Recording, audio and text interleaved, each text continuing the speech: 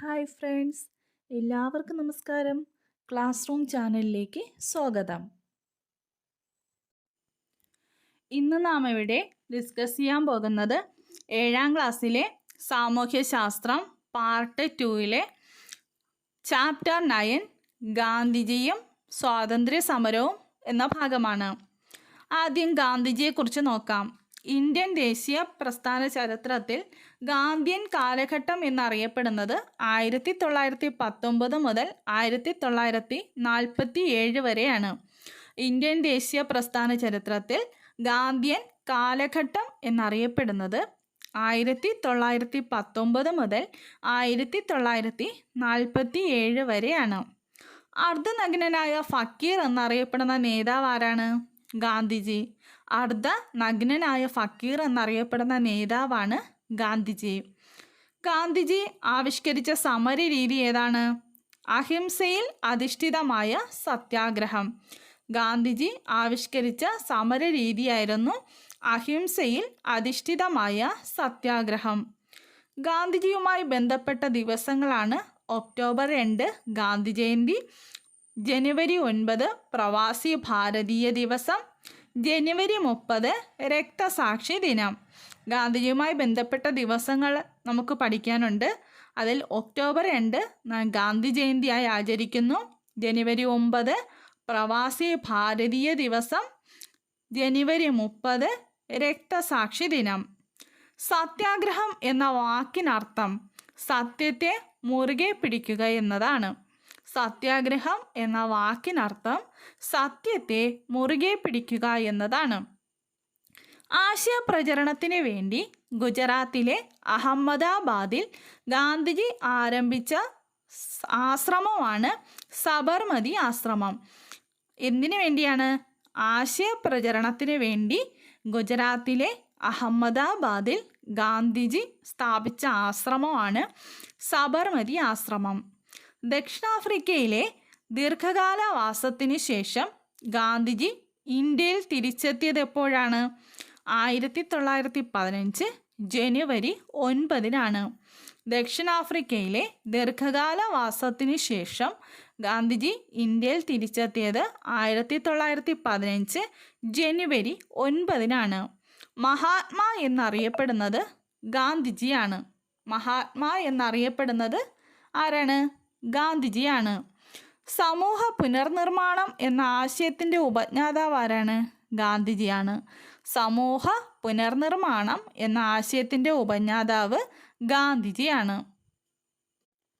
അടുത്തതായി ഗാന്ധിജിയുടെ നേതൃത്വത്തിൽ ഇന്ത്യയിലെ ആദ്യകാല സമരങ്ങൾ ഏതൊക്കെയാണെന്ന് നോക്കാം. ചമ്പാരൻ സത്യാഗ്രഹം, അഹമ്മദാബാദ് തുണിമില്ല് സമരം, ഖേഡ സമരം. ചമ്പാരൻ സത്യാഗ്രഹം, അഹമ്മദാബാദ് തുണിമില്ല് സമരം, ഖേഡ സമരം. ഇനി ചമ്പാരൻ സത്യാഗ്രഹം എന്താണ്? ബീഹാറിലെ ചമ്പാരനിൽ നീലം കർഷകരെ തോട്ടം ഉടമകളായ വെള്ളക്കാർ ചൂഷണം ചെയ്തതിനെതിരെ നടന്ന സത്യാഗ്രഹമാണ് ചമ്പാരൻ സത്യാഗ്രഹം. ബീഹാറിലെ ചമ്പാരനിൽ നീലം കർഷകരെ തോട്ടം ഉടമകളായ വെള്ളക്കാർ ചൂഷണം ചെയ്തതിനെതിരെ നടന്ന സത്യാഗ്രഹമാണ് ചമ്പാരൻ സത്യാഗ്രഹം. ചമ്പാരൻ സത്യാഗ്രഹം നടന്ന വർഷം ഏതാണ്? 1917 1917 ചമ്പാരൻ സത്യാഗ്രഹം നടന്നത്. ഗാന്ധിജി ഇന്ത്യയിൽ നേതൃത്വം നൽകിയ ആദ്യ സമരം ഏതാണെന്ന് ചോദിച്ചാൽ ഏതാണ്? ചമ്പാരൻ സത്യാഗ്രഹമാണ്.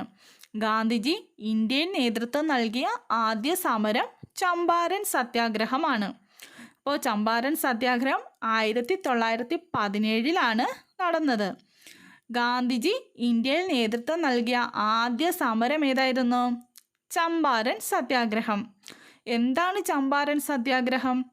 ബീഹാറിലെ ചമ്പാരനിൽ നീലം കർഷകരെ തോട്ടം ഉടമകളായ വെള്ളക്കാർ ചൂഷണം ചെയ്തതിനെതിരെ നടന്ന സത്യാഗ്രഹമാണ് ചമ്പാരൻ സത്യാഗ്രഹം.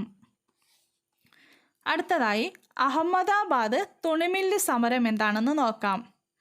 അഹമ്മദാബാദ് തുണിമില്ല് സമരം. അഹമ്മദാബാദിലെ തുണിമില്ല് തൊഴിലാളികളുടെ വേതന വർധനവിന് വേണ്ടി ഗാന്ധിജി നയിച്ച സമരമാണ് അഹമ്മദാബാദ് തുണിമില്ല് സമരം. അഹമ്മദാബാദിലെ തുണിമില്ല് തൊഴിലാളികളുടെ വേതന വർധനവിന് വേണ്ടി ഗാന്ധിജി നയിച്ച സമരമാണ് അഹമ്മദാബാദ് തുണിമില്ല് സമരം. അഹമ്മദാബാദ് തുണിമില്ല് സമരം നടന്ന വർഷം 1918. അഹമ്മദാബാദ് തുണിമില്ല് സമരം നടന്ന വർഷം 1918. ഗാന്ധിജി ഇന്ത്യയിൽ നടത്തിയ ആദ്യ നിരാഹാര സത്യാഗ്രഹം കൂടിയാണ് അഹമ്മദാബാദിലെ തുണിമില്ല് സമരം. ഗാന്ധിജി ഇന്ത്യയിൽ നടത്തിയ ആദ്യ നിരാഹാര സത്യാഗ്രഹമാണ് അഹമ്മദാബാദ് തുണിമില്ല് സമരം. അപ്പോൾ നമ്മൾ നേരത്തെ നോക്കിയപ്പോൾ പഠിച്ചായിരുന്നു, ഗാന്ധിജി ഇന്ത്യയിൽ നേതൃത്വം നൽകിയ ആദ്യ സമരം ചോദിച്ചാൽ ഏതാണ്? ചമ്പാരൻ സത്യാഗ്രഹം. ഗാന്ധിജി ഇന്ത്യയിൽ നേതൃത്വം നൽകിയ ആദ്യ സമരം ഏതായിരുന്നു? ചമ്പാരൻ സത്യാഗ്രഹം. എന്നാൽ ഗാന്ധിജി ഇന്ത്യയിൽ നടത്തിയ ആദ്യ നിരാഹാര സത്യാഗ്രഹം ചോദിക്കുകയാണെങ്കിൽ അഹമ്മദാബാദ് തുണിമില്ല് സമരമാണ്. ഗാന്ധിജി ഇന്ത്യയിൽ നടത്തിയ ആദ്യ നിരാഹാര സത്യാഗ്രഹം ഏതാണെന്ന് ചോദിച്ചാൽ അഹമ്മദാബാദ് തുണിമില്ല് സമരമാണ്. അടുത്തതായി ഖേഡ സമരം എന്താണെന്ന് നോക്കാം. ഗുജറാത്തിലെ ഖേഡയിലുണ്ടായ പ്രകൃതിക്ഷോഭത്തിൽ കാർഷിക വിളകൾ വ്യാപകമായി നശിച്ചതിനെ തുടർന്ന് നികുതി ഇളവ് നൽകണമെന്ന കർഷകരുടെ ആവശ്യം ബ്രിട്ടീഷുകാർ നിരസിച്ചതിനെ തുടർന്ന് ഗാന്ധിജിയുടെ നേതൃത്വത്തിൽ ആരംഭിച്ച സമരമാണ് ഖേഡ സമരം. ഗുജറാത്തിലെ ഖേഡയിൽ ഉണ്ടായ പ്രകൃതിക്ഷോഭത്തിൽ കാർഷിക വിളകൾ വ്യാപകമായി നശിച്ചതിനെ തുടർന്ന് നികുതി ഇളവ് നൽകണമെന്ന കർഷകരുടെ ആവശ്യം ബ്രിട്ടീഷുകാർ നിരസിച്ചതിനെ തുടർന്ന് ഗാന്ധിജിയുടെ നേതൃത്വത്തിൽ ആരംഭിച്ച സമരമാണ് ഖേഡ സമരം.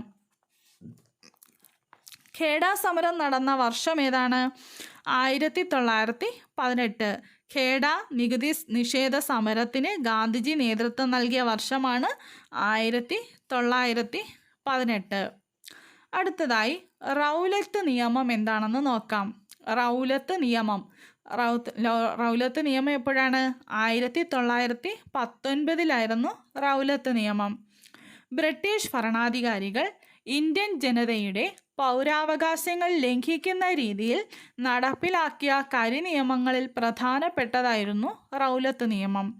ബ്രിട്ടീഷ് ഭരണാധികാരികൾ ഇന്ത്യൻ ജനതയുടെ പൗരാവകാശങ്ങൾ ലംഘിക്കുന്ന രീതിയിൽ നടപ്പിലാക്കിയ കരിനിയമങ്ങളിൽ പ്രധാനപ്പെട്ടതായിരുന്നു റൗലത്ത് നിയമം. റൗലത്ത് നിയമം നിലവിൽ വന്ന വർഷമാണ് 1919. റൗലത്ത് നിയമം നിലവിൽ വന്ന വർഷം ഏതാണ്? 1919. റൗലത്ത് നിയമം ബ്രിട്ടീഷ് സർക്കാരിന് നൽകിയ അധികാരങ്ങൾ ഏതൊക്കെയാണെന്ന് നോക്കാം. റൗലത്ത് നിയമം ബ്രിട്ടീഷ് സർക്കാരിന് നൽകിയ അധികാരങ്ങൾ ഏതൊക്കെയാണെന്ന് നോക്കാം. ഏതൊരു ഇന്ത്യക്കാരനെയും വാറണ്ടില്ലാതെ അറസ്റ്റ് ചെയ്യാം. ഒന്നാമത്തെ എന്താണ്? ഏതൊരു ഇന്ത്യക്കാരനെയും വാറണ്ടില്ലാതെ അറസ്റ്റ് ചെയ്യാം. അടുത്തതായി വിചാരണ കൂടാതെ അനിശ്ചിതകാലം തടവിലിടാം. വിചാരണ കൂടാതെ അനിശ്ചിതകാലം തടവിലിടാം. അടുത്തതാണ് പ്രത്യേക കോടതികളിൽ രഹസ്യ വിചാരണ നടത്താം. പ്രത്യേക കോടതികളിൽ രഹസ്യ വിചാരണ നടത്താം. കോടതി വിധിക്കെതിരെ അപ്പീൽ നിഷേധിക്കാം. കോടതി വിധിക്കെതിരെ അപ്പീൽ നിഷേധിക്കാം. അപ്പോൾ ഏതൊക്കെയായിരുന്നു റൗലത്ത് നിയമം ബ്രിട്ടീഷ് സർക്കാരിന് നൽകിയ അധികാരങ്ങൾ? ഏതൊരു ഇന്ത്യക്കാരനെയും വാറണ്ടില്ലാതെ അറസ്റ്റ് ചെയ്യാം, വിചാരണ കൂടാതെ അനിശ്ചിതകാലം തടവിലിടാം, പ്രത്യേക കോടതികളിൽ രഹസ്യ വിചാരണ നടത്താം, കോടതി വിധിക്കെതിരെ അപ്പീൽ നിഷേധിക്കാം. ഇതൊക്കെയാണ് റൗലത്ത് നിയമം ബ്രിട്ടീഷ് സർക്കാരിന് നൽകിയ അധികാരങ്ങൾ. റൗലറ്റ് ആക്ട് നിയമത്തിൽ പ്രതിഷേധിച്ച് രാജ്യം മുഴുവൻ കരിദിനം ആചരിക്കാൻ ഗാന്ധിജി ആഹ്വാനം ചെയ്ത ദിവസം ഏതാണ്? 1919 ഏപ്രിൽ 6. റൗലറ്റ് നിയമത്തിൽ പ്രതിഷേധിച്ച് രാജ്യം മുഴുവൻ കരിദിനം ആചരിക്കാൻ ഗാന്ധിജി ആഹ്വാനം ചെയ്ത ദിവസമാണ് 1919 ഏപ്രിൽ 6. പഞ്ചാബിൽ റൗലറ്റ് ആക്ട് നിയമത്തിനെതിരെയുള്ള സമരത്തിന് നേതൃത്വം നൽകിയതിനെ തുടർന്ന് അറസ്റ്റിലായ നേതാക്കളായിരുന്നു ഡോക്ടർ സത്യപാലും ഡോക്ടർ സെയ്ഫുദ്ദീൻ കിച്ചിലുവും. പഞ്ചാബിൽ റൗലറ്റ് ആക്ട് നിയമത്തിനെതിരെയുള്ള സമരത്തിന് നേതൃത്വം നൽകിയതിനെ തുടർന്ന് അറസ്റ്റിലായ നേതാക്കളാണ് ഡോക്ടർ സത്യപാലും ഡോക്ടർ സെയ്ഫുദ്ദീൻ കിച്ചിലുവും. അടുത്തതായി ജാലിയൻവാല ബാഗ് കൂട്ടക്കൊലയെക്കുറിച്ച് നോക്കാം. ജാലിയൻവാല ബാഗ് കൂട്ടക്കൊലയെക്കുറിച്ച് നോക്കാം. റൗലറ്റ് നിയമവുമായി ബന്ധപ്പെട്ട് ഇന്ത്യയിൽ ഉണ്ടായ ദാരുണ സംഭവമാണ് ജാലിയൻവാല ബാഗ് കൂട്ടക്കൊല. റൗലറ്റ് നിയമവുമായി ബന്ധപ്പെട്ടുണ്ടായതാണ് എന്താണ്? ജാലിയൻവാല ബാഗ് കൂട്ടക്കൊല. 3 വശവും മതിലുകളാൽ ചുറ്റപ്പെട്ടതും ഒരു കവാടം മാത്രമുള്ളതുമായ വിശാലമായ മൈതാനമായിരുന്നു ജാലിയൻവാല ബാഗ്. നിരായുധരായ ജനങ്ങൾക്കു നേരെ പട്ടാളം വെടിയുതിർത്തു. 1000-ൽ പരം ആളുകൾ വെടിയേറ്റ് മരിച്ചു. ഇതിനെയാണ് ജാലിയൻവാല ബാഗ് കൂട്ടക്കൊലയെന്ന് അറിയപ്പെടുന്നത്. റൗലറ്റ് നിയമത്തിനെതിരായി പഞ്ചാബിൽ നടന്ന സമരത്തിന് നേതൃത്വം നൽകിയവരെ അറസ്റ്റ് ചെയ്തതിൽ പ്രതിഷേധിച്ച് പഞ്ചാബിലെ ജനങ്ങൾ ഒത്തുകൂടിയ സ്ഥലമാണ് ജാലിയൻവാല ബാഗ്. ജാലിയൻവാല ബാഗ് കൂട്ടക്കൊലയിൽ പ്രതിഷേധിച്ച് ഗാന്ധിജി ബ്രിട്ടീഷ് ഗവൺമെൻറ്റിന് മടക്കിക്കൊടുത്ത പദവി ഏതാണ്? കൈസർ എ ഹിന്ദ്. ജാലിയൻവാല ബാഗ് കൂട്ടക്കൊലയിൽ പ്രതിഷേധിച്ച് ഗാന്ധിജി ബ്രിട്ടീഷ് ഗവൺമെൻറ്റിന് മടക്കിക്കൊടുത്ത പദവിയായിരുന്നു കൈസർ എ ഹിന്ദ്. ജാലിയൻവാല ബാഗ് കൂട്ടക്കൊലയിൽ പ്രതിഷേധിച്ച് സർ പദവി ഉപേക്ഷിച്ചതാരാണ്? രവീന്ദ്രനാഥ ടാഗോർ. ജാലിയൻവാല ബാഗ് കൂട്ടക്കൊലയിൽ പ്രതിഷേധിച്ച് സർ പദവി ഉപേക്ഷിച്ചത് രവീന്ദ്രനാഥ ടാഗോറാണ്. ജാലിയൻവാല ബാഗ് കൂട്ടക്കൊലയ്ക്ക് നേതൃത്വം നൽകിയ മൈക്കിൾ ഒ ഡയറിനെ വധിച്ചത് ഉദ്ധം സിംഗ് ആണ്. അപ്പോൾ ജാലിയൻവാല ബാഗ് കൂട്ടക്കൊലയ്ക്ക് നേതൃത്വം നൽകിയത് ആരാണ്? മൈക്കിൾ ഒ ഡയറാണ്. ഈ മൈക്കിൾ ഒ ഡയറിനെ വധിച്ചത് ഉദ്ധം സിംഗ് ആണ്. ജാലിയൻവാല ബാഗ് കൂട്ടക്കൊലയ്ക്ക് ദൃക്സാക്ഷിയായിരുന്ന ഉദ്ധം സിംഗ് വർഷങ്ങൾക്ക് ശേഷം ഇംഗ്ലണ്ടിൽ ചെന്നാണ് മൈക്കിൾ ഒ ഡയറിനെ വധിച്ചത്. ജാലിയൻവാല ബാഗ് കൂട്ടക്കൊലയ്ക്ക് ദൃക്സാക്ഷിയായിരുന്ന ഉദ്ധം സിംഗ് വർഷങ്ങൾക്ക് ശേഷം ഇംഗ്ലണ്ടിൽ ചെന്നാണ് മൈക്കിൾ ഒ ഡയറിനെ വധിച്ചത്. ഉദ്ധം സിംഗിനെ വധശിക്ഷയ്ക്ക് വിധേയനാക്കിയത് 1940 ജൂലൈ 31-നാണ്. ഉദ്ധം സിംഗിനെ വധശിക്ഷയ്ക്ക് വിധേയനാക്കിയത് 1940 ജൂലൈ 31-നാണ്. അടുത്തതായി ഖിലാഫത്ത് പ്രസ്ഥാനം എന്താണെന്ന് നോക്കാം. തുർക്കി കേന്ദ്രമായി ഭരണം നടത്തിയ ഉസ്മാനിയ അല്ലെങ്കിൽ ഓട്ടോമൻ സാമ്രാജ്യത്തിൻ്റെ ഭരണാധികാരി അറിയപ്പെട്ടിരുന്നതാണ് ഖലീഫ. തുർക്കി കേന്ദ്രമായി ഭരണം നടത്തിയ ഉസ്മാനിയ അല്ലെങ്കിൽ ഓട്ടോമൻ സാമ്രാജ്യത്തിൻ്റെ ഭരണാധികാരി അറിയപ്പെട്ടിരുന്നത് ഖലീഫ. ലോക മുസ്ലിങ്ങളുടെ ആത്മീയ നേതാവാണ് ഖലീഫ. ലോക മുസ്ലിങ്ങളുടെ ആത്മീയ നേതാവാരാണ്? ഖലീഫ. 1-ാം ലോക മഹായുദ്ധത്തിൽ ബ്രിട്ടൻ്റെ എതിർ സഖ്യത്തിലായിരുന്നു തുർക്കി സാമ്രാജ്യം. 1-ാം ലോക യുദ്ധത്തിൽ ബ്രിട്ടൻ്റെ എതിർ സഖ്യത്തിലായിരുന്നു തുർക്കി സാമ്രാജ്യം. 1-ാം ലോക യുദ്ധത്തിൽ ഖലീഫയ്ക്ക് എതിരായ ബ്രിട്ടീഷ് നടപടികളിൽ പ്രതിഷേധിച്ച് രൂപം കൊണ്ട പ്രസ്ഥാനമാണ് ഖിലാഫത്ത് പ്രസ്ഥാനം. 1-ാം ലോക യുദ്ധത്തിൽ ഖലീഫയ്ക്ക് എതിരായ ബ്രിട്ടീഷ് നടപടികളിൽ പ്രതിഷേധിച്ച് രൂപം കൊണ്ട പ്രസ്ഥാനമാണ് ഖിലാഫത്ത് പ്രസ്ഥാനം. ഖിലാഫത്ത് പ്രസ്ഥാനത്തിൻ്റെ ഇന്ത്യയിലെ നേതാക്കളായിരുന്നു അലി സഹോദരന്മാർ. ഖിലാഫത്ത് പ്രസ്ഥാനത്തിൻ്റെ ഇന്ത്യയിലെ നേതാക്കളാണ് അലി സഹോദരന്മാർ. ഈ അലി സഹോദരന്മാരെന്നറിയപ്പെടുന്നത് മൗലാന ഷൗക്കത്ത് അലിയും മൗലാന മുഹമ്മദ് അലിയുമാണ്. അപ്പോൾ ഖിലാഫത്ത് പ്രസ്ഥാനത്തിൻ്റെ ഇന്ത്യയിലെ നേതാക്കളെന്ന് പറയുന്നത് അലി സഹോദരന്മാരായ മൗലാന ഷൗക്കത്ത് അലിയും മൗലാന മുഹമ്മദ് അലിയുമായിരുന്നു. അഖിലേന്ത്യാ ഖിലാഫത്ത് കമ്മിറ്റിയുടെ ആദ്യ പ്രസിഡൻ്റായിരുന്നു ഗാന്ധിജി. അഖിലേന്ത്യാ ഖിലാഫത്ത് കമ്മിറ്റിയുടെ ആദ്യ പ്രസിഡന്റാണ് ഗാന്ധിജി. ഇന്ത്യയിലുടനീളം ഖിലാഫത്ത് ദിനമായി ആചരിച്ചത് 1919 ഒക്ടോബർ 17 ഇന്ത്യയിലുടനീളം ഖിലാഫത്ത് ദിനമായി ആചരിച്ചത് 1919 ഒക്ടോബർ 17 അടുത്തതായി നിസ്സഹകരണ സമരത്തെക്കുറിച്ച് നോക്കാം. നിസ്സഹകരണ സമരം 1920 മുതൽ 22 വരെയാണ് നടന്നത്. 1920 മുതൽ 22 വരെ നടന്നതാണ് നിസ്സഹകരണ സമരം. ഗാന്ധിജിയുടെ നേതൃത്വത്തിൽ ഇന്ത്യൻ നാഷണൽ കോൺഗ്രസ് നടത്തിയ ബഹുജന സമരമാണ് നിസ്സഹകരണ സമരം. ഗാന്ധിജിയുടെ നേതൃത്വത്തിൽ ഇന്ത്യൻ നാഷണൽ കോൺഗ്രസ് നടത്തിയ ബഹുജന സമരമാണ് നിസ്സഹകരണ സമരം. ഗാന്ധിജിയുടെ നേതൃത്വത്തിൽ INC നടത്തിയ ബഹുജന സമരമാണ് നിസ്സഹകരണ സമരം. നിസ്സഹകരണ സമരത്തിന് അംഗീകാരം നൽകിയ കോൺഗ്രസിൻ്റെ സമ്മേളനം ഏതാണ്? 1920 കൽക്കത്ത പ്രത്യേക സമ്മേളനം. 1920 കൽക്കത്ത പ്രത്യേക സമ്മേളനത്തിൽ വെച്ചിട്ടാണ് നിസ്സഹകരണ സമരത്തിന് അംഗീകാരം നൽകിയത്. നിസ്സഹകരണ സമരം 2 തരം കർമ്മ പരിപാടികളിൽ അധിഷ്ഠിതമായിരുന്നു. ഏതൊക്കെയാണ് അവയെന്ന് നോക്കാം. 1 ബഹിഷ്കരണ പ്രവർത്തനങ്ങളും 2 ക്രിയാത്മക പ്രവർത്തനങ്ങളുമായിരുന്നു. നിസ്സഹകരണ സമരം 2 തരം കർമ്മ പരിപാടികളിൽ അധിഷ്ഠിതമായിരുന്നു. അത് ബഹിഷ്കരണ പ്രവർത്തനങ്ങളും ക്രിയാത്മക പ്രവർത്തനങ്ങളുമായിരുന്നു. ബഹിഷ്കരണ പ്രവർത്തനങ്ങൾ എന്തൊക്കെയാണെന്ന് നോക്കാം. വിദേശ വസ്ത്ര ബഹിഷ്കരണം, നികുതി നിഷേധം, പദവികൾ ഉദ്യോഗങ്ങൾ ഉപേക്ഷിക്കൽ, കോടതി ബഹിഷ്കരണം. അപ്പോൾ ബഹിഷ്കരണ പ്രവർത്തനങ്ങളിൽ പെടുന്നതാണ് വിദേശ വസ്ത്ര ബഹിഷ്കരണം, പദവികൾ ഉദ്യോഗങ്ങൾ ഉപേക്ഷിക്കൽ, നികുതി നിഷേധം, കോടതി ബഹിഷ്കരണം. അടുത്തതായി ക്രിയാത്മക പ്രവർത്തനങ്ങൾ ഏതൊക്കെയാണെന്ന് നോക്കാം. ഹിന്ദു മുസ്ലിം ഐക്യം, ഐത്തോച്ചാടനം, ഖാദി വസ്ത്രങ്ങളുടെ പ്രചാരണം, ദേശീയ വിദ്യാലയങ്ങൾ സ്ഥാപിക്കൽ.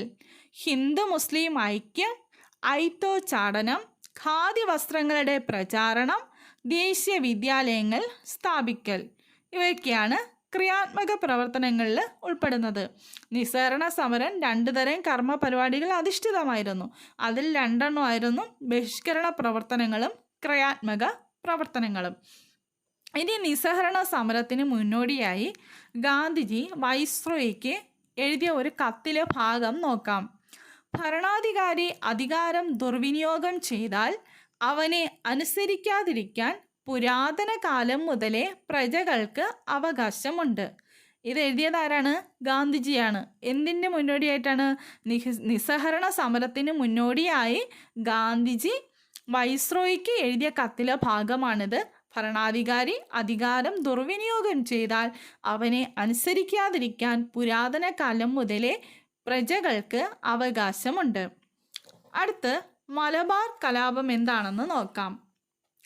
കേരളത്തിലെ ബ്രിട്ടീഷ് വിരുദ്ധ കലാപങ്ങളിൽ ശ്രദ്ധേയമായ കലാപമായിരുന്നു മലബാർ കലാപം. കേരളത്തിലെ ബ്രിട്ടീഷ് വിരുദ്ധ കലാപങ്ങളിൽ ശ്രദ്ധേയമായ കലാപമാണ് മലബാർ കലാപം.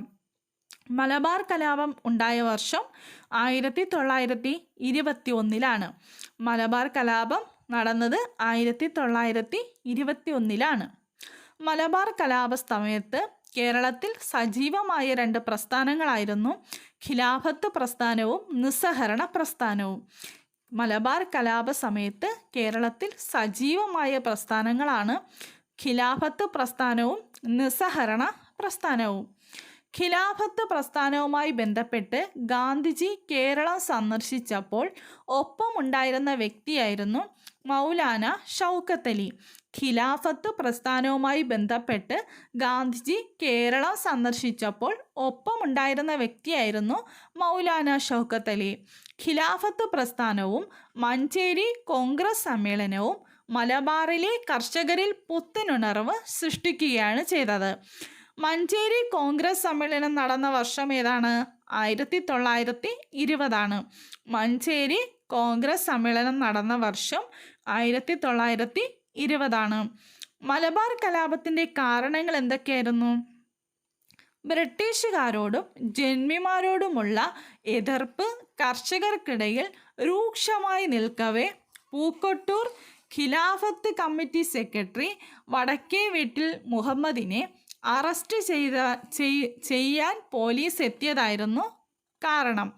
അപ്പോൾ മലബാർ കലാപത്തിൻ്റെ ഒരു കാരണമായിരുന്നു ബ്രിട്ടീഷുകാരോടും ജന്മിമാരോടുമുള്ള എതിർപ്പ് കർഷകർക്കിടയിൽ രൂക്ഷമായി നിൽക്കവേ പൂക്കൊട്ടൂർ ഖിലാഫത്ത് കമ്മിറ്റി സെക്രട്ടറി വടക്കേ വീട്ടിൽ മുഹമ്മദിനെ അറസ്റ്റ് ചെയ്യുവാൻ പോലീസ് എത്തിയതാണ് ഒരു കാരണം. ഖിലാഫത്ത് നേതാവ് ആലി മുസ്ലിയാരെ അറസ്റ്റ് ചെയ്തു എന്നുള്ള തെറ്റായ വാർത്ത പരന്നതാണ് മറ്റൊരു കാരണം. ഖിലാഫത്ത് നേതാവ് അലി മുസ്ലിയാരെ അറസ്റ്റ് ചെയ്തു എന്നുള്ള തെറ്റായ വാർത്ത പരന്നതാണ് മറ്റൊരു കാരണം. മലബാർ കലാപം ആരംഭിച്ച പ്രദേശങ്ങൾ ഏതൊക്കെയാണ്? ഏറനാട്, വള്ളുവനാട്, പൊന്നാനി. മലബാർ കലാപം ആരംഭിച്ച പ്രദേശങ്ങളാണ് ഏറനാട്, വള്ളുവനാട്, പൊന്നാനി. മലബാർ കലാപത്തിന് നേതൃത്വം നൽകിയ ആലി മുസ്ലിയാർ, വാര്യംകുന്നത്ത് കുഞ്ഞഹമ്മദ് ഹാജി തുടങ്ങിയവരെ ബ്രിട്ടീഷുകാർ വധിച്ചു. അപ്പോൾ മലബാർ കലാപത്തിന് നേതൃത്വം നൽകിയ 2 വ്യക്തികളായിരുന്നു ആലി മുസ്ലിയാരും വാര്യംകുന്നത്ത് കുഞ്ഞഹമ്മദ് ഹാജിയും. ഇവരെ പിന്നെ ബ്രിട്ടീഷുകാർ വധിക്കുകയാണ് ചെയ്തത്. അടുത്തതായി വാഗമൺ കൂട്ടക്കൊല നോക്കാം. 1921 നവംബർ 10-നാണ് വാഗൻ കൂട്ടക്കൊല നടന്നത്. വാഗൻ കൂട്ടക്കൊല നടന്നത് 1921 നവംബർ 10-നാണ്. മലബാർ കലാപവുമായി ബന്ധപ്പെട്ടുണ്ടായ സംഭവമാണ് വാഗൻ കൂട്ടക്കൊല. അപ്പോൾ ഏത് സംഭവവുമായി ബന്ധപ്പെട്ടുണ്ടായതാണ്? മലബാർ കലാപവുമായി ബന്ധപ്പെട്ടുണ്ടായതാണ് വാഗൻ കൂട്ടക്കൊല. മലബാർ കലാപം നടന്നത് 1921-ലാണ്. അതുപോലെ തന്നെ അതുമായി ബന്ധപ്പെട്ട് നടന്നതാണ് വാഗൻ കൂട്ടക്കൊല 1921 നവംബർ 10-ന്. മലബാർ കലാപത്തിൽ അറസ്റ്റ് ചെയ്യപ്പെട്ട 90ഓളം കലാപകാരികളെ തിരൂർ റെയിൽവേ സ്റ്റേഷനിൽ നിന്നും ഒരു ഗുഡ്സ് വാഗണിൽ കുത്തി നിറച്ച് കോയമ്പത്തൂരിലേക്ക് കൊണ്ടുപോയി. കോയമ്പത്തൂരിനടുത്ത് പോത്തന്നൂരിലെത്തി വാഗൺ തുറന്നപ്പോൾ നോക്കിയപ്പോൾ 72 പേർക്ക് ജീവൻ നഷ്ടപ്പെട്ടിരുന്നു. അവശേഷിച്ചവർ മരണത്തോട് മല്ലിടുകയായിരുന്നു. ഈ ദാരുണ സംഭവമാണ് വാഗൺ കൂട്ടക്കൊല. അടുത്തതായി ചൗരി ചൗര സംഭവം എന്താണെന്ന് നോക്കാം. ബ്രിട്ടീഷ് ഭരണാധികാരികളുടെ ദുഷ്ചെയ്തികൾക്കെതിരെ സംഘടിച്ച 3000-ലധികം വരുന്ന നിരായുധരായ കർഷകരുടെ ജാഥയ്ക്ക് നേരെ പോലീസ് വെടിവെച്ചതിൽ പ്രതിഷേധിച്ച് കോപാകുലരായ ജനക്കൂട്ടം പോലീസ് സ്റ്റേഷൻ അഗ്നിക്കിരയാക്കുകയും 22 പോലീസുകാർ കൊല്ലപ്പെടുകയും ചെയ്ത ദാരുണ സംഭവമാണ് ചൗരി ചൗര സംഭവം. എന്താണ് ചൗരി ചൗര സംഭവം? ബ്രിട്ടീഷ് ഭരണാധികാരികളുടെ ദുഷ്ചെയ്തികൾക്കെതിരെ സംഘടിച്ച 3000-ലധികം വരുന്ന നിരായുധരായ കർഷകരുടെ ജാഥയ്ക്ക് നേരെ പോലീസ് വെടിവെച്ചതിൽ പ്രതിഷേധിച്ച് കോപാകുലരായ ജനക്കൂട്ടം പോലീസ് സ്റ്റേഷൻ അഗ്നിക്കിരയാക്കുകയും 22 പോലീസുകാർ കൊല്ലപ്പെടുകയും ചെയ്തതാണ് ചൗരി ചൗര സംഭവം. ചൗരി ചൗര സംഭവം നടന്ന വർഷം 1922-ആണ്. ചൗരി ചൗര സംഭവം നടന്ന സംസ്ഥാനം ഉത്തർപ്രദേശാണ്. ചൗരി ചൗര സംഭവം അഹിംസാ സമര തത്വങ്ങൾക്ക് വിരുദ്ധമായതിനാൽ നിസ്സഹരണ സമരം പൂർണ്ണമായി നിർത്തിവെക്കാൻ ഗാന്ധിജി തീരുമാനിക്കുകയാണ് ചെയ്തത്. ചൗരി ചൗര സംഭവം അഹിംസാ സമര തത്വങ്ങൾക്ക് വിരുദ്ധമായതിനാൽ നിസ്സഹരണ സമരം പൂർണ്ണമായി നിർത്തിവെക്കാൻ ഗാന്ധിജി തീരുമാനിച്ചു. അടുത്തതായി വൈക്കം സത്യാഗ്രഹം എന്താണെന്ന് നോക്കാം. 1924-ലാണ് വൈക്കം സത്യാഗ്രഹം നടന്നത്. പൊതു ഇടങ്ങളിലെ അയിത്താചരണത്തിനെതിരെ ഇന്ത്യയിൽ നടന്ന ശ്രദ്ധേയമായ സമരമാണ് വൈക്കം സത്യാഗ്രഹം. പൊതു ഇടങ്ങളിലെ അയിത്താചരണത്തിനെതിരെ ഇന്ത്യയിൽ നടന്ന ശ്രദ്ധേയമായ സമരമാണ് വൈക്കം സത്യാഗ്രഹം. വൈക്കം ക്ഷേത്രത്തിൻ്റെ മതിൽക്കെട്ടിന് പുറത്തുള്ള വഴിയിലൂടെ എല്ലാ ജാതിക്കാർക്കും സഞ്ചരിക്കുവാനുള്ള അവകാശം നേടിയെടുക്കുന്നതിനായി നടന്ന സമരമാണ് വൈക്കം സത്യാഗ്രഹം. വൈക്കം ക്ഷേത്രത്തിൻ്റെ മതിൽക്കെട്ടിന് പുറത്തുള്ള വഴിയിലൂടെ എല്ലാ ജാതിക്കാർക്കും സഞ്ചരിക്കുവാനുള്ള അവകാശം നേടിയെടുക്കുന്നതിനായി നടന്ന സമരമാണ് വൈക്കം സത്യാഗ്രഹം. വൈക്കം സത്യാഗ്രഹം നടന്ന വർഷം 1924. വൈക്കം സത്യാഗ്രഹം നടന്ന വർഷം 1924. വൈക്കം സത്യാഗ്രഹത്തിന് ആവേശം പകരാൻ ഗാന്ധിജി വൈക്കത്തെത്തിയ സംഭവം വിവരിക്കുന്ന വൈക്കം മുഹമ്മദ് ബഷീറിൻ്റെ കൃതിയാണ് ഓർമ്മക്കുറിപ്പ് അഥവാ അമ്മ എന്ന കഥ. വൈക്കം സത്യാഗ്രഹത്തിന് ആവേശം പകരാൻ ഗാന്ധിജി വൈക്കത്തെത്തിയ സംഭവം വിവരിക്കുന്ന വൈക്കം മുഹമ്മദ് ബഷീറിൻ്റെ കൃതിയാണ് ഓർമ്മക്കുറിപ്പ് അഥവാ അമ്മ എന്ന കഥ. അടുത്ത് സവർണജാഥ. സവർണജാഥ എന്ന് പറയുന്നത് വൈക്കം സത്യാഗ്രഹത്തോടനുബന്ധിച്ച് നടന്നതാണ്. വൈക്കം സത്യാഗ്രഹവുമായി ബന്ധപ്പെട്ട് നടന്ന സവർണ ജാഥയ്ക്ക് നേതൃത്വം നൽകിയ നവോത്ഥാന നായകൻ ആരാണ്? മന്നത്ത് പത്മനാഭൻ. വൈക്കം സത്യാഗ്രഹവുമായി ബന്ധപ്പെട്ട് നടന്ന സവർണ ജാഥയ്ക്ക് നേതൃത്വം നൽകിയ നവോത്ഥാന നായകനാണ് മന്നത്ത് പത്മനാഭൻ. സവർണ ജാഥ ആരംഭിച്ചത് 1924 നവംബർ 1-നാണ്. സവർണ ജാഥ ആരംഭിച്ചത് 1924 നവംബർ 1-നാണ്. സവർണരെ പങ്കെടുപ്പിച്ചുകൊണ്ട് സവർണ ജാഥ നടത്തിയത് വൈക്കം ക്ഷേത്രനട മുതൽ തിരുവനന്തപുരം വരെയാണ്. സവർണരെ പങ്കെടുപ്പിച്ചുകൊണ്ട് സവർണ ജാഥ നടത്തിയത് വൈക്കം ക്ഷേത്രനട മുതൽ തിരുവനന്തപുരം വരെയാണ്. വൈക്കം ക്ഷേത്രത്തിലേക്കുള്ള എല്ലാ വഴികളും ജാതിമത ഭേദമന്യേ എല്ലാവർക്കും തുറന്നു കൊടുക്കണമെന്ന് അഭ്യർത്ഥിച്ച് സവർണ ജാഥ നിവേദനം സമർപ്പിച്ചത് മഹാറാണി സേതു ലക്ഷ്മി ഭായിക്കാണ്. വൈക്കം ക്ഷേത്രത്തിലേക്കുള്ള എല്ലാ വഴികളും ജാതിമത ഭേദമന്യേ എല്ലാവർക്കും തുറന്നു കൊടുക്കണമെന്ന് അഭ്യർത്ഥിച്ച് സവർണ ജാഥ നിവേദനം സമർപ്പിച്ചത് മഹാറാണി സേതു ലക്ഷ്മി ഭായിക്കാണ്. അടുത്തതായി ഹിന്ദുസ്ഥാൻ റിപ്പബ്ലിക്കൻ അസോസിയേഷൻ എന്താണെന്ന് നോക്കാം. Hindustan Republican Association. Hindustan Republican Association രൂപീകരിച്ചവർ ആരൊക്കെയാണ്? ചന്ദ്രശേഖർ ആസാദ്, ഭഗത് സിംഗ്, രാജ്ഗുരു, സുഖദേവ്. ഹിന്ദുസ്ഥാൻ റിപ്പബ്ലിക്കൻ അസോസിയേഷൻ രൂപീകരിച്ചവർ ചന്ദ്രശേഖർ ആസാദ്, ഭഗത് സിംഗ്, രാജ്ഗുരു, സുഖദേവ്.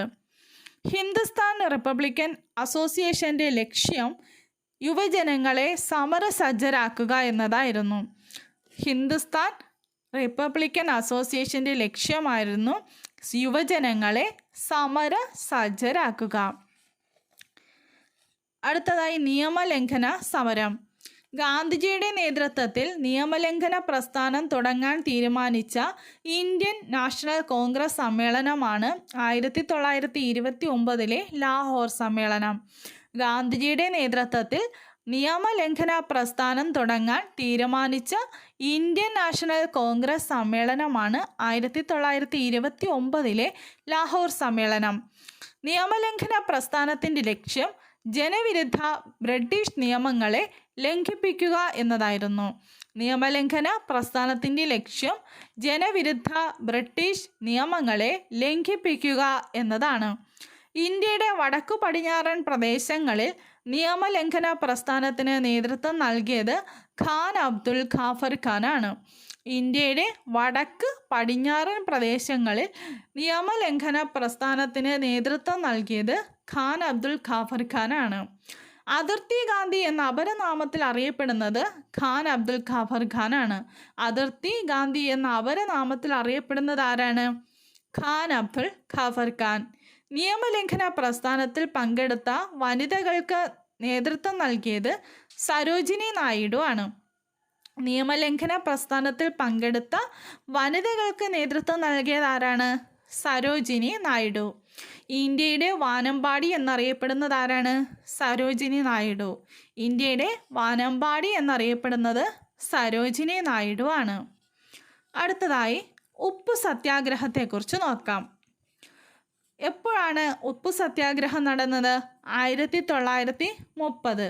ഉപ്പു സത്യാഗ്രഹം ആരംഭിച്ച വർഷം 1930 നിയമലംഘന സമരത്തിൻ്റെ പ്രതീകമായിരുന്നു ഉപ്പ്. നിയമലംഘന സമരത്തിൻ്റെ പ്രതീകം എന്താണ്? ഉപ്പ്. ഉപ്പുണ്ടാക്കുന്നതിന് ഇന്ത്യക്കാർ നൽകേണ്ടിയിരുന്ന നികുതി ബ്രിട്ടീഷ് സർക്കാർ ഇരട്ടിയാക്കിയതിൽ പ്രതിഷേധിച്ചാണ് ഉപ്പ് നിയമം ലംഘിക്കാൻ ഗാന്ധിജിയുടെ നേതൃത്വത്തിൽ തീരുമാനിച്ചത്. ഉപ്പുണ്ടാക്കുന്നതിന് ഇന്ത്യക്കാർ നൽകേണ്ടിയിരുന്ന നികുതി ബ്രിട്ടീഷ് സർക്കാർ ഇരട്ടിയാക്കിയതിൽ പ്രതിഷേധിച്ചാണ് ഉപ്പ് നിയമം ലംഘിക്കാൻ ഗാന്ധിജിയുടെ നേതൃത്വത്തിൽ തീരുമാനിച്ചത്. ഉപ്പിനെ സമരായുധമാക്കിയാൽ ബഹുജന പ്രക്ഷോഭം കൂടുതൽ ശക്തി ആർജിക്കുമെന്ന തിരിച്ചറിവിൽ ഗാന്ധിജി ഉപ്പു സത്യാഗ്രഹ യാത്ര ആരംഭിച്ച സ്ഥലം ഏതാണ്? സബർമതി ആശ്രമം. ഉപ്പിനെ സമരായുധമാക്കിയാൽ ബഹുജന പ്രക്ഷോഭം കൂടുതൽ ശക്തിയാർജിക്കുമെന്ന തിരിച്ചറിവിൽ ഗാന്ധിജി ഉപ്പു സത്യാഗ്രഹ യാത്ര ആരംഭിച്ച സ്ഥലമാണ് സബർമതി ആശ്രമം. ഉപ്പു സത്യാഗ്രഹ യാത്രയിൽ ഗാന്ധിജിയെ അനുഗമിച്ചവരുടെ എണ്ണം 78 പേരാണ്. ഉപ്പു സത്യാഗ്രഹ യാത്രയിൽ ഗാന്ധിജിയെ അനുഗമിച്ചവരുടെ എണ്ണം 78. 375 കിലോമീറ്റർ കാൽനടയായി സഞ്ചരിച്ച് ഗാന്ധിജിയും അനുയായികളും ദണ്ഡി കടപ്പുറത്തെത്തി ഒരു പിടി ഉപ്പ് ശേഖരിച്ചുകൊണ്ട് നിയമലംഘന പ്രക്ഷോഭത്തിന് തുടക്കം കുറിച്ചു. അത് 1930 ഏപ്രിൽ 6 375 കിലോമീറ്റർ കാൽനടയായി സഞ്ചരിച്ച് ഗാന്ധിജിയും അനുയായികളും ദണ്ഡി കടപ്പുറത്തെത്തി ഒരു പിടി ഉപ്പ് ശേഖരിച്ചുകൊണ്ട് നിയമലംഘന പ്രക്ഷോഭത്തിന് തുടക്കം കുറിച്ചത് 1930 ഏപ്രിൽ 6 ഇനി ദണ്ഡി യാത്രയിലെ മലയാളികൾ ആരൊക്കെയാണെന്ന് നോക്കാം. C Krishnan Nair, Titus, Sankaran Ezhuthachan, Raghava Poduval. ഇത് പ്രീവിയസ് ക്വസ്റ്റ്യൻ ആയിരുന്നു. ദണ്ഡി യാത്രയിലെ മലയാളികൾ പ്രീവിയസ് ക്വസ്റ്റ്യനിൽ ചോദിച്ച ക്വസ്റ്റ്യനാണ്. C Krishnan Nair, Titus, Sankaran Ezhuthachan, Raghava Poduval. ഉപ്പു സത്യാഗ്രഹത്തെ തുടർന്ന് ബ്രിട്ടീഷ് ഗവൺമെൻറ് അറസ്റ്റ് ചെയ്ത പ്രമുഖ നേതാക്കൾ ഗാന്ധിജി, ജവഹർലാൽ നെഹ്റു, സുഭാഷ് ചന്ദ്രബോസ്. ഉപ്പു സത്യാഗ്രഹത്തെ തുടർന്ന് ബ്രിട്ടീഷ് ഗവൺമെൻറ് അറസ്റ്റ് ചെയ്ത പ്രമുഖ നേതാക്കളാണ് ഗാന്ധിജി, ജവഹർലാൽ നെഹ്റു, സുഭാഷ് ചന്ദ്രബോസ്. ദണ്ഡിയാത്രയോടനുബന്ധിച്ച സമര പ്രഖ്യാപനത്തിൽ ഗാന്ധിജി പറഞ്ഞ വാക്കുകൾ നോക്കാം. ഒന്നുകിൽ ലക്ഷ്യം നേടി ഞാൻ തിരിച്ചു വരും, പരാജയപ്പെട്ടാൽ ഞാൻ എൻ്റെ ജഡം സമുദ്രത്തിന് സംഭാവന നൽകും. ഇത് ദണ്ഡിയാത്രയോടനുബന്ധിച്ച് ഗാന്ധിജി പറഞ്ഞ വാക്കുകളാണ്. ഒന്നുകിൽ ലക്ഷ്യം നേടി ഞാൻ തിരിച്ചു വരും, പരാജയപ്പെട്ടാൽ ഞാൻ എൻ്റെ ജഡം സമുദ്രത്തിന് സംഭാവന നൽകും. കേരളത്തിലെ ഉപ്പു സത്യാഗ്രഹത്തെ നോക്കാം. കേരളത്തിൽ ഉപ്പു സത്യാഗ്രഹത്തിൻ്റെ പ്രചരണത്തിന് നേതൃത്വം നൽകിയവരിൽ പ്രമുഖരായിരുന്നു കെ മാധവൻ നായർ, ഇ മൊയ്തു മൗലവി. കേരളത്തിൽ ഉപ്പു സത്യാഗ്രഹത്തിൻ്റെ പ്രചരണത്തിന് നേതൃത്വം നൽകിയവരിൽ പ്രമുഖർ കെ മാധവൻ നായർ, ഇ മൊയ്തു മൗലവി. കേരളത്തിലെ ഉപ്പു സത്യാഗ്രഹത്തിൻ്റെ പ്രധാന കേന്ദ്രങ്ങളായിരുന്നു പയ്യന്നൂരും കോഴിക്കോടും. പയ്യന്നൂർ എവിടെയാണ്? കണ്ണൂർ ജില്ലയിലാണ്. കേരളത്തിലെ ഉപ്പു സത്യാഗ്രഹത്തിൻ്റെ പ്രധാന കേന്ദ്രങ്ങളായിരുന്നു പയ്യന്നൂരും കണ്ണൂരും. അതായത് പയ്യന്നൂർ കണ്ണൂരാണ്, കോഴിക്കോട് മറ്റൊരു സ്ഥലം കോഴിക്കോടാണ്. പയ്യന്നൂരിൽ ഉപ്പ് ലംഘനത്തിന് നേതൃത്വം നൽകിയത് കെ കേളപ്പനാണ്. പയ്യന്നൂരിൽ ഉപ്പ് ലംഘനത്തിന് നേതൃത്വം നൽകിയതാരാണ്? കെ കേളപ്പനാണ്. കോഴിക്കോട് ഉപ്പ് സത്യാഗ്രഹത്തിന് നേതൃത്വം നൽകിയ വ്യക്തികൾ ആരൊക്കെയാണ്? മുഹമ്മദ് അബ്ദുൽ റഹ്മാൻ, പി കൃഷ്ണപിള്ള. കോഴിക്കോട് ഉപ്പ് സത്യാഗ്രഹത്തിന് നേതൃത്വം നൽകിയ ആൾക്കാരാണ് മുഹമ്മദ് അബ്ദുറഹ്മാനും പി കൃഷ്ണപിള്ളയും. അടുത്തതായി റാണി ഗൈഡിലിയുവിനെ കുറിച്ച് നോക്കാം. 13 വയസ്സുള്ള റാണി ഗൈഡിലിയു ദേശീയ പ്രസ്ഥാനത്തിൽ ആകൃഷ്ടയാവുകയും ഇന്ത്യയുടെ വടക്ക് കിഴക്കൻ ഭാഗത്തുള്ള മണിപ്പൂർ, നാഗാലാൻഡ് എന്നീ പ്രദേശങ്ങളിൽ നിയമലംഘന സമരത്തിൽ പങ്കാളിയാവുകയും ചെയ്തു. സ്വാതന്ത്ര്യ സമരത്തിൽ വഹിച്ച പങ്കിൻ്റെ പേരിൽ നാഗന്മാരുടെ റാണി എന്ന് റാണി ഗൈഡിലുവിനെ വിശേഷിപ്പിച്ചത് ജവഹർലാൽ നെഹ്റു ആണ്. സ്വാതന്ത്ര്യ സമരത്തിൽ വഹിച്ച പങ്കിൻ്റെ പേരിൽ നാഗന്മാരുടെ റാണി എന്ന് റാണി ഗൈഡിലുവിനെ വിശേഷിപ്പിച്ചത് ജവഹർലാൽ നെഹ്റു ആണ്. അടുത്തതായി ഗുരുവായൂർ സത്യാഗ്രഹത്തെക്കുറിച്ച് നോക്കാം. ഗുരുവായൂർ സത്യാഗ്രഹം നടന്ന വർഷം 1931. ഗുരുവായൂർ സത്യാഗ്രഹം നടന്ന വർഷം 1931.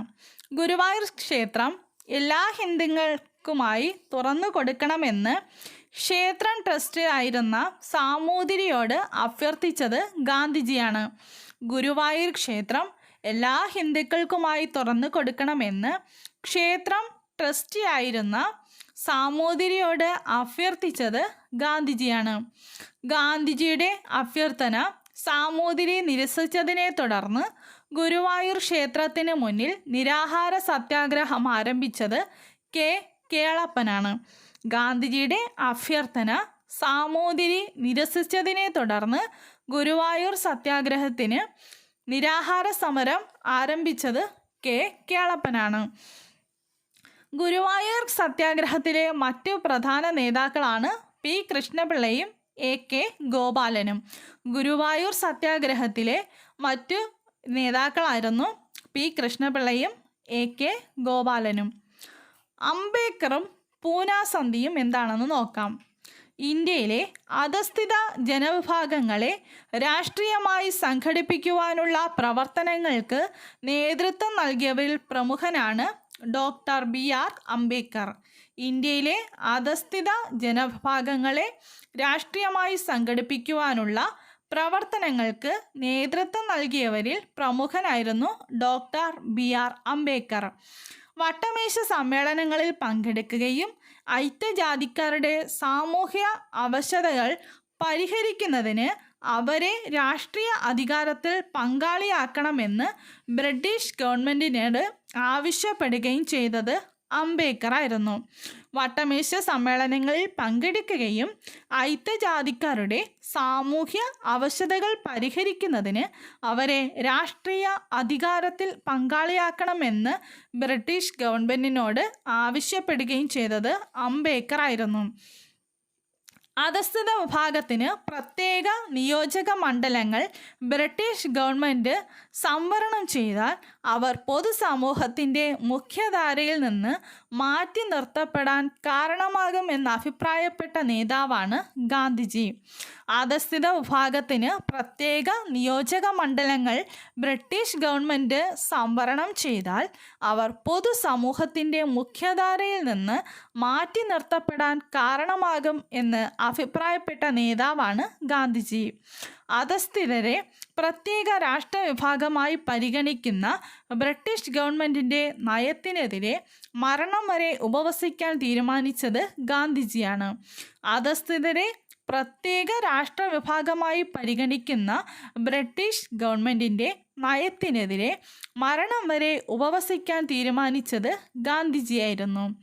ഗാന്ധിജിയുടെ ഉപവാസത്തെ തുടർന്ന് ഗാന്ധിജിയും അംബേദ്കറും തമ്മിൽ കൂടിക്കാഴ്ച നടക്കുകയും പ്രത്യേക നിയോജക മണ്ഡലങ്ങൾ ഉപേക്ഷിക്കുവാനും സംവരണ മണ്ഡലങ്ങളുടെ എണ്ണം വർദ്ധിപ്പിച്ച് അധസ്ഥിതരുടെ രാഷ്ട്രീയ അവകാശ പ്രശ്നം പരിഹരിക്കുവാനും തീരുമാനിച്ച സന്ധിയാണ് പൂന സന്ധി. ഗാന്ധിജിയുടെ ഉപവാസത്തെ തുടർന്ന് ഗാന്ധിജിയും അംബേദ്കറും തമ്മിൽ കൂടിക്കാഴ്ച നടക്കുകയും പ്രത്യേക നിയോജക മണ്ഡലങ്ങൾ ഉപേക്ഷിക്കുവാനും സംവരണ മണ്ഡലങ്ങളുടെ എണ്ണം വർദ്ധിപ്പിച്ച് അധസ്ഥിതരുടെ രാഷ്ട്രീയ അവകാശ പ്രശ്നം പരിഹരിക്കുവാനും തീരുമാനിച്ച സന്ധിയാണ് പൂന സന്ധി എന്ന് അറിയപ്പെടുന്നത്. പൂന സന്ധി നടന്ന വർഷം 1932. അടുത്തതായി വട്ടമേശ സമ്മേളനങ്ങൾ എന്താണെന്ന് നോക്കാം. ഇന്ത്യയിലെ പ്രശ്നങ്ങൾ ചർച്ച ചെയ്യുന്നതിനായി 1930, 31, 32 എന്നീ വർഷങ്ങളിൽ ബ്രിട്ടീഷ് ഗവൺമെൻറ് ലണ്ടനിൽ വട്ടമേശ സമ്മേളനങ്ങൾ സംഘടിപ്പിച്ചു. അപ്പോൾ ഇന്ത്യയിലെ പ്രശ്നങ്ങൾ ചർച്ച ചെയ്യുന്നതിനായി 1930, 31, 32 എന്നീ വർഷങ്ങളിൽ ബ്രിട്ടീഷ് ഗവൺമെൻറ് ലണ്ടനിൽ വട്ടമേശ സമ്മേളനങ്ങളിൽ സംഘടിപ്പിച്ചു. 3 വട്ടമേശ സമ്മേളനങ്ങളിൽ പങ്കെടുത്ത നേതാവാണ് അംബേദ്കർ. 3 വട്ടമേശ സമ്മേളനങ്ങളിലും പങ്കെടുത്ത നേതാവാണ് അംബേദ്കർ. ഗാന്ധിജി പങ്കെടുത്ത വട്ടമേശ സമ്മേളനം 2ാം വട്ടമേശ സമ്മേളനമാണ്. ഗാന്ധിജി പങ്കെടുത്ത വട്ടമേശ സമ്മേളനം 2ാം വട്ടമേശ സമ്മേളനമാണ്. അടുത്തതായി ക്വിറ്റ് ഇന്ത്യ സമരം എന്താണെന്ന് നോക്കാം.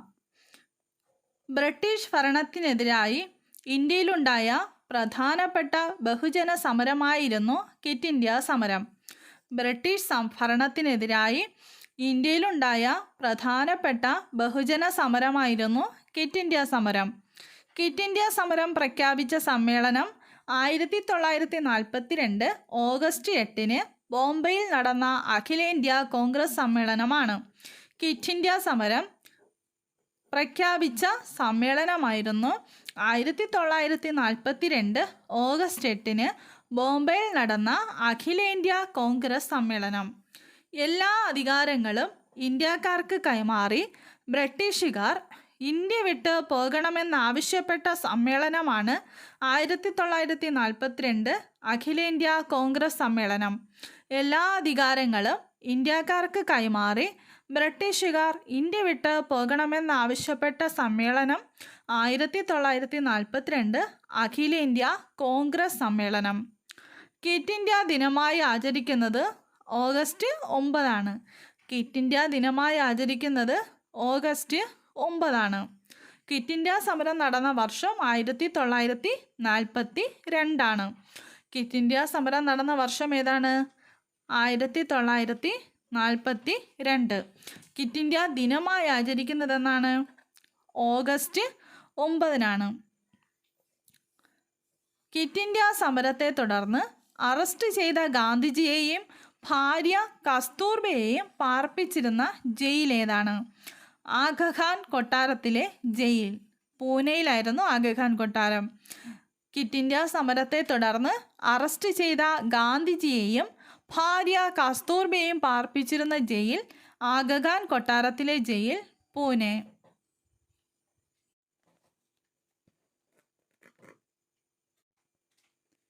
ജയിൽവാസത്തിനിടയിൽ കസ്തൂർബ ഗാന്ധി മരിച്ചത് 1944 ഫെബ്രുവരി 22. ജയിൽവാസത്തിനിടയിൽ കസ്തൂർബ ഗാന്ധി മരിച്ചത് 1944 ഫെബ്രുവരി 22. ഒളിവിൽ പാർത്തുകൊണ്ട് ക്വിറ്റ് ഇന്ത്യ സമരത്തിന് നേതൃത്വം നൽകിയവരാണ് അരുണ അസഫ് അലിയും ജയപ്രകാശ് നാരായണനും. ഒളിവിൽ പാർത്തുകൊണ്ട് ക്വിറ്റ് ഇന്ത്യ സമരത്തിന് നേതൃത്വം നൽകിയവരാണ് അരുണ അസഫ് അലി, ജയപ്രകാശ് നാരായണൻ. ക്വിറ്റ് ഇന്ത്യ സമരനായിക എന്നറിയപ്പെടുന്നത് അരുണ അസഫ് അലി. ക്വിറ്റ് ഇന്ത്യ സമരനായിക അരുണ അസഫ് അലി. ക്വിറ്റ് ഇന്ത്യ സമരനായിക എന്ന് അരുണ അസഫ് അലിയെ വിശേഷിപ്പിച്ച നേതാവാണ് ഗാന്ധിജി. ക്വിറ്റ് ഇന്ത്യ സമരനായിക എന്ന് അരുണ അസഫ് അലിയെ വിശേഷിപ്പിച്ച നേതാവാണ് ഗാന്ധിജി. സ്വാതന്ത്ര്യത്തിൽ കുറഞ്ഞ യാതൊന്നും വേണ്ട. ഇതാ ഒരു മന്ത്രം, കൊച്ചു മന്ത്രം ഞാൻ നിങ്ങൾക്ക് തരുന്നു. അത് നിങ്ങളുടെ ഹൃദയത്തിൽ പതിപ്പിക്കണം. നിങ്ങളുടെ ഓരോ ശ്വാസവും അതിന് ആവിഷ്കാരം നൽകണം. ആ മന്ത്രമാണിത്. പ്രവർത്തിക്കുക അല്ലെങ്കിൽ മരിക്കുക. നാം ഇന്ത്യയെ സ്വാതന്ത്ര്യമാക്കുകയും അല്ലെങ്കിൽ ആ പരിശ്രമത്തിൽ മരിക്കും. ഇത് ഗാന്ധിജി ക്വിറ്റ് ഇന്ത്യ സമര പ്രഖ്യാപന വേളയിലെ ആഹ്വാനമായിരുന്നു. ഇത് പ്രവർത്തിക്കുക അല്ലെങ്കിൽ മരിക്കുക എന്ന് ക്വിറ്റ് ഇന്ത്യ സമരവുമായി ബന്ധപ്പെട്ട് ഗാന്ധിജി പറഞ്ഞ വാക്കുകളാണ്. കേരളത്തിലെ ക്വിറ്റ് ഇന്ത്യ പ്രക്ഷോഭം എന്താണെന്ന് നോക്കാം. ഹർത്താൽ ആരംഭിച്ചുകൊണ്ട് ക്വിറ്റ് ഇന്ത്യ സമരം കേരളത്തിൽ ആരംഭിച്ചത് 1942 ഓഗസ്റ്റ് 9. ഹർത്താൽ ആരംഭിച്ചുകൊണ്ട് ക്വിറ്റ് ഇന്ത്യ സമരം കേരളത്തിൽ ആരംഭിച്ചത് 1942 ഓഗസ്റ്റ് 9.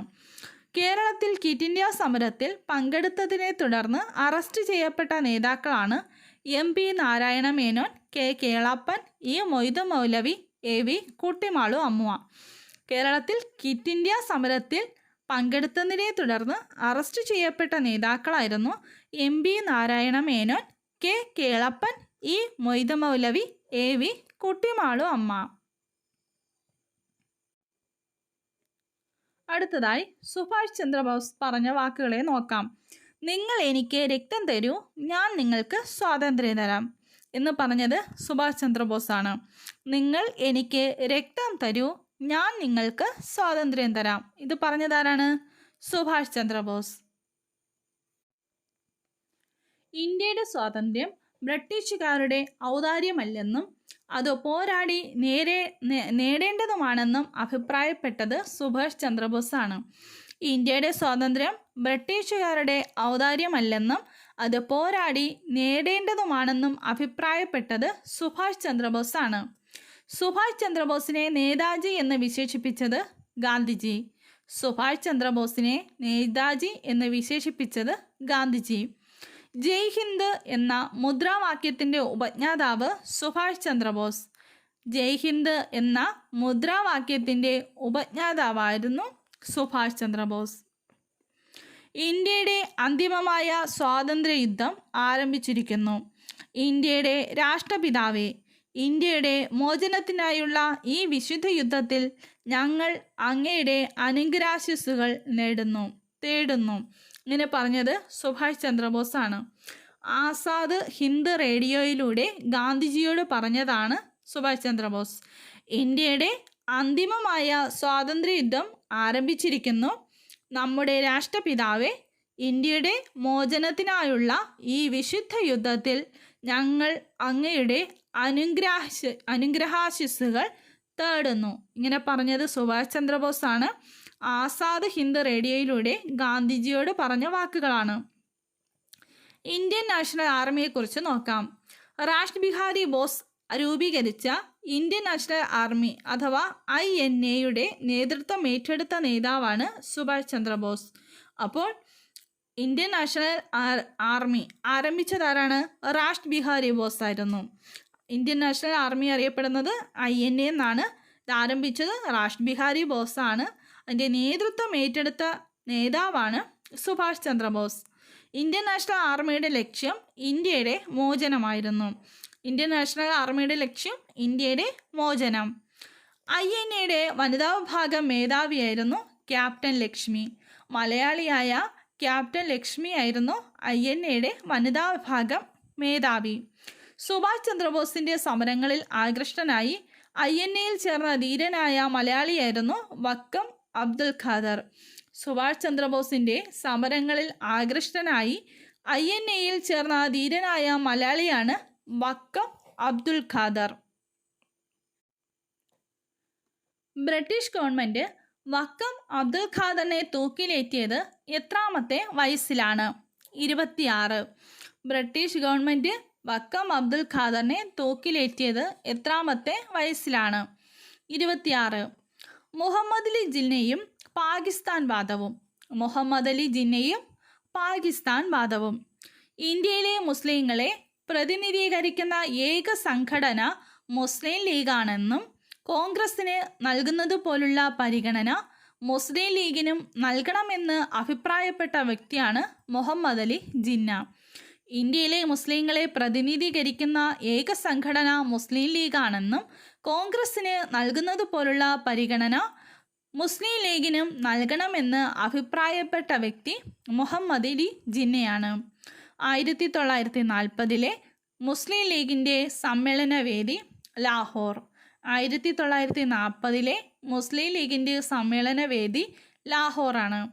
മുസ്ലിം ഭൂരിപക്ഷ പ്രദേശങ്ങൾ ഉൾപ്പെടുത്തി പാകിസ്ഥാൻ എന്ന പേരുള്ള ഒരു രാഷ്ട്രം രൂപീകരിക്കണമെന്നാവശ്യപ്പെട്ട മുസ്ലിം ലീഗിൻ്റെ സമ്മേളനമാണ് 1940 ലാഹോർ സമ്മേളനം.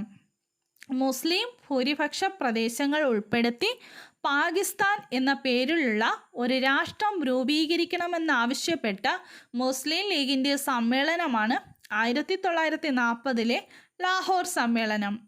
ബ്രിട്ടീഷ് ഇന്ത്യയെ വിഭജിക്കുക, സ്വതന്ത്ര ഇന്ത്യയോടൊപ്പം പുതിയ ഒരു രാജ്യമായി പാകിസ്ഥാൻ രൂപീകരിക്കുക എന്ന പ്രഖ്യാപനം നടത്തിയ വൈസ്രോയി മൗണ്ട് ബാറ്റൺ പ്രഭു.